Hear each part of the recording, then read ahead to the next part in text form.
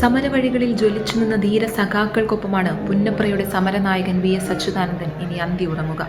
വലിയ ചുടുകാട്ടിൽ സംസ്കാര ചടങ്ങുകൾക്കായുള്ള ഒരുക്കങ്ങൾ പൂർത്തിയായി.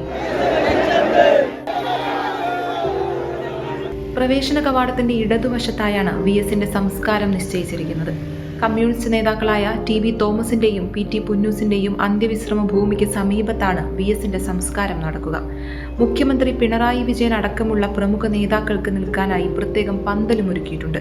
CPM ഏരിയ സെന്ററിന്റെ നേതൃത്വത്തിലാണ് ക്രമീകരണങ്ങൾ. രാമച്ചവും വിറകും കൊതുമ്പും മാത്രമാണ് ചിതയ്ക്ക് ഉപയോഗിക്കുന്നത്. ജില്ലയിലെ വിവിധ കേന്ദ്രങ്ങളിൽ നിന്ന് അന്തിമോപചാരം ഏറ്റുവാങ്ങി CPM ജില്ലാ കമ്മിറ്റി ഓഫീസ്, റിക്രിയേഷൻ ഗ്രൗണ്ട് എന്നിവിടങ്ങളിലെ പൊതുദർശനത്തിന് ശേഷമാണ് വി.എസിന്റെ ഭൗതിക ശരീരം വലിയ ചുടുകാട്ടിലെത്തിക്കുക.